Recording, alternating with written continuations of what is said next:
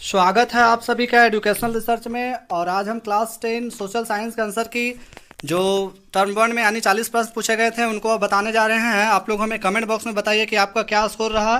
साथ ही सभी प्रश्नों को हम देख लेते हैं यहाँ पे किस तरह का पूछा गया, जिसमें से क्वेश्चन नंबर 1 क्या कह रहा है, 19वीं सदी के दौरान कौन कौन ऐसी ताकत बनकर उभरा जिसने यूरोप के राजनीतिक और मानसिक जगत में भारी परिवर्तन ला दिया।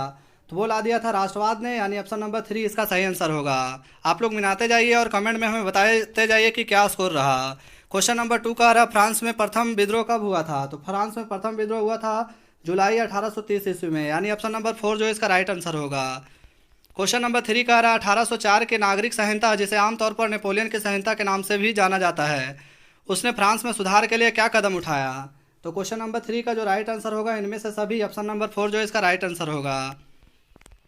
साथ ही चैनल पर नए हैं तो लाइक सब्सक्राइब शेयर करिए। क्वेश्चन नंबर 4 का रहा है, 1917 में गांधी जी ने खेड़ा जिले के किसानों की मदद के लिए सत्याग्रह का आयोजन किया था। खेड़ा भारत के किस राज्य में स्थित है। तो ये स्थित है गुजरात में, यानी ऑप्शन नंबर 1 जो इसका सही आंसर होगा।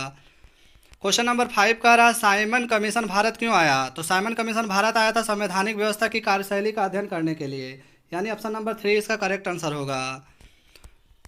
क्वेश्चन नंबर 6 का रहा है, 1840 के दशक के मध्य में आयरलैंड में किसी बीमारी के कारण निम्न में से कौन सा फसल खराब हो गया जिससे लाखों लोग भूखमरी के कारण मौत के मुंह में चले गए। तो वो थे आलू, यानी ऑप्शन नंबर 2 जो इसका करेक्ट आंसर होगा। फटाफट आप लोग मिलाते जाइएगा। क्वेश्चन नंबर 7 का रहा, प्रथम विश्व युद्ध खत्म होने के केवल 2 दशक बाद दूसरा विश्व युद्ध शुरू हो गया, जिसमें एक गुट में धुरी शक्तियां मुख्य रूप से नाज़ी जर्मनी, जापान और इटली थे। तो दूसरे खेमा में कौन से थे। तो दूसरी खेमा में थे ब्रिटेन, सोवियत संघ, फ्रांस और अमेरिका थे, यानी ऑप्शन नंबर 3 इसका सही होगा। क्वेश्चन नंबर 8 का रहा, 1929 के आर्थिक मंदी के कारण दुनिया के ज़्यादातर हिस्सों में निम्न में से किसी भयानक गिरावट दर्ज की गई। तो ये गिरावट दर्ज की गई थी उत्पादन, रोजगार, आय और व्यापार, यानी तीनों होगा। तो ऑप्शन नंबर डी इसका राइट आंसर होगा। वैसे ज़्यादातर मात्रा में उत्पादन की गिरावट आई थी। क्वेश्चन नंबर 9 कह रहा है, बुनकारों को कच्ची कपास की समस्या का सामना क्यों करना पड़ा। तो ये करना पड़ा था कच्चे कपास के निर्यात में वृद्धि के कारण, यानी ऑप्शन नंबर 1 जो है इसका राइट आंसर होगा। वैसे बच्चों ने यहाँ पे कपास की फसल नष्ट हो गई उसको लगा कर आया है, आप लोग भी इसे देख लीजिए और कमेंट में हमें बताइएगा। क्वेश्चन नंबर 10 कह रहा है, 19वीं शताब्दी के दौरान ब्रिटेन में सर्वाधिक गतिशील उद्योग कौन से थे। तो ब्रिटेन में सर्वाधिक गतिशील उद्योग थे कपास और धातु, यानी ऑप्शन नंबर 3 इसका राइट आंसर होगा। क्वेश्चन नंबर 11 कह रहा है, मुद्रण तकनीक सबसे पहले कहाँ विकसित हुआ। तो ये हुआ था चीन में, ऑप्शन नंबर 2 इसका राइट आंसर होगा। क्वेश्चन नंबर 12 कह रहा है, निम्न जातीय आंदोलनों के मराठी प्रणेता कौन थे जिन्होंने अपनी पुस्तक गुलामगिरी में जाति प्रथा के अत्याचारों पर लिखा है। तो ये लिखा है गुलामगिरी के लेखक ज्योतिबा फुले थे, ऑप्शन नंबर 1 इसका राइट आंसर होगा। क्वेश्चन नंबर 13 कह रहा है, समाप्ता के आधार पर संसाधनों को 2 भागों में बांटा जाता है, उनके नाम है। तो नवीकरणीय एवं अनवीकरणीय संसाधन, ऑप्शन नंबर 2 जो है इसका राइट आंसर होगा। क्वेश्चन नंबर 14 कह रहा है, संसाधनों के अंधाधुंध शोषण से किस प्रकार का वैश्विक परिस्थितियां संकट पैदा हो गया है। तो ये पैदा हो गया है भूमंडलीय तापमान, ओजोन परत अवक्षय, पर्यावरण प्रदूषण, यानी सभी हो जाएगा। ऑप्शन नंबर 4 इसका राइट आंसर होगा। क्वेश्चन नंबर 15 कह रहा है, वनों और वन्य जीवन का संरक्षण करना आवश्यक है क्योंकि इससे पारिस्थितिकी विविधता बनी रहती है। तो इसका सही आंसर ऑप्शन नंबर 4 होगा। ये चारों आवश्यक है, तीनों आवश्यक है। क्वेश्चन नंबर 16 कह रहा है, वन और वन्य प्राणियों के संरक्षण के लिए किस प्रकार के वनों को सर्वाधिक मूल्यवान माना जाता है। तो ये है आरक्षित वन, यानी ऑप्शन नंबर 2 जो इसका राइट आंसर होगा। क्वेश्चन नंबर 17 कह रहा है, प्रचुर मात्रा में जल उपलब्ध होने के बावजूद जल किन कारणों से प्रदूषित और मानव उपयोग के लिए खतरनाक बनते जा रहे हैं। तो घरेलू और औद्योगिक अपशिष्टों को मिलने से, रसायनों के अधिक प्रयोग से और कीटनाशकों और कृषि में प्रयुक्त उर्वरकों के प्रयोगों से। तो ऑप्शन नंबर 4 इसका राइट आंसर होगा। क्वेश्चन नंबर 18 कह रहा है, मानसून के आगमन के साथ जो फसलें बोई जाती है तो वो फसल कौन से खरीफ फसल है। ऑप्शन नंबर 1 इसका करेक्ट आंसर होगा। क्वेश्चन नंबर 19 कह रहा है, पवन और सौर ऊर्जा संसाधनों की बहुतायत भारत के किस राज्य में अधिक पाई जाती है। तो ये पाई जाती है राजस्थान में, ऑप्शन नंबर 3 इसका सही आंसर होगा। क्वेश्चन नंबर 20 कह रहा है, जल और उर्वरकों के अधिक और अविवेकपूर्ण प्रयोग से किस प्रकार की समस्या पैदा हो गई है।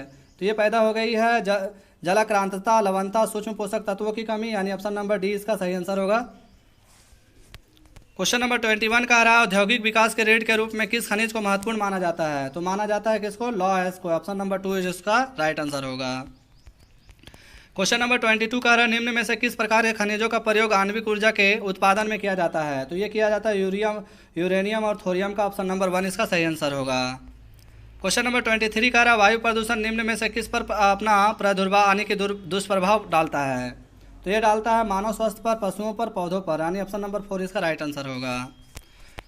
क्वेश्चन नंबर 24 कह रहा है बेल्जियम में अल्पसंख्यक के रूप में किस भाषा के बोलने वाले लोग तुलनात्मक रूप से ज़्यादा समृद्ध और ताकतवर रहे हैं? तो वो थे फ्रेंच, ऑप्शन नंबर 1 इसका करेक्ट आंसर होगा।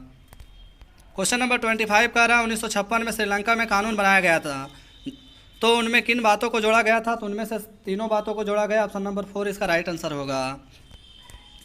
क्वेश्चन नंबर 26 कह रहा है निम्न में से कौन कार्यपालिका और विधायिका द्वारा बनाए गए कानूनों पर अंकुश रखता है? तो ये रखता है प्रधानमंत्री, ऑप्शन नंबर 4 इसका राइट आंसर होगा।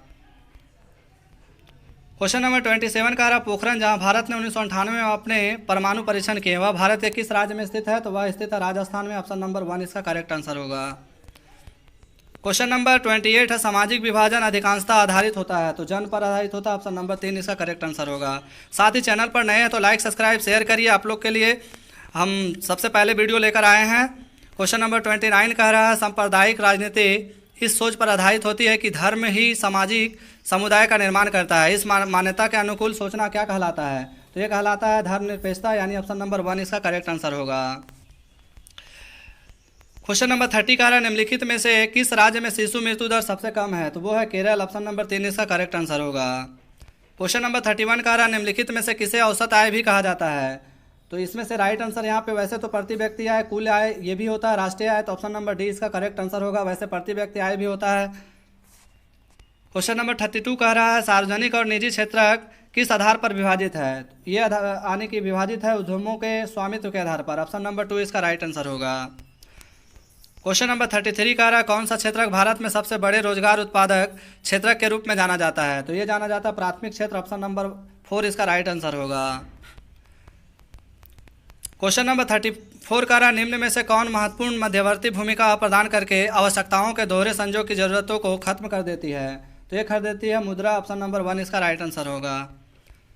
क्वेश्चन नंबर 35 कह रहा है समानता बहुराष्ट्रीय कंपनियां उसी स्थान पर उत्पादन इकाई स्थापित करती है जहां ये तीनों होती है, यानी ऑप्शन नंबर 4 इसका सही आंसर होगा।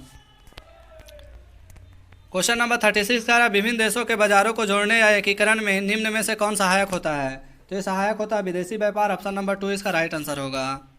क्वेश्चन नंबर 37 कह रहा है 1960 के दशक में व्यवस्थित रूप में उपभोक्ता आंदोलन का उदय निम्न में से किन कारणों से हुआ? तो ये हुआ था यानी कि अत्यधिक खाद की कमी, खदानों की जमाखोरी, खाद्य पदार्थों एवं खाद्य तेलों में मिलावट, तो ऑप्शन नंबर 4 इसका राइट आंसर होगा। क्वेश्चन नंबर 38 कह रहा है संविधान में संशोधन करके लोकतांत्रिक शासन व्यवस्था के तीसरे स्तर को किस प्रकार बनाया गया है? तो बनाया गया शक्तिशाली और प्रभावी बनाया गया, ऑप्शन नंबर 1 इसका करेक्ट आंसर होगा। क्वेश्चन नंबर 39 कह रहा है अन्य जाति समूहों से भेदभाव और उन्हें अपने से अलग मानने की धारणा निम्न में से किस व्यवस्था पर आधारित है? तो ये आधारित है वर्ण व्यवस्था पर, ऑप्शन नंबर 3 इसका राइट आंसर होगा। क्वेश्चन नंबर 40 और आखिरी प्रश्न यहाँ पे जो हमारे फाइनल एग्जाम में पूछे गए हैं लोकतांत्रिक व्यवस्था में हित समूहों या दबाव समूहों के मुख्य उपयोगिताएं निम्न में से क्या है? तो यहाँ पे इसका राइट आंसर हो जाएगा ऑप्शन नंबर 4 इसका राइट आंसर हो जाएगा। तो इस तरह से हमने 40 प्रश्न को हल किए हैं। साथ ही आप लोग हमें कमेंट बॉक्स में बताइए क्या स्कोर रहा है।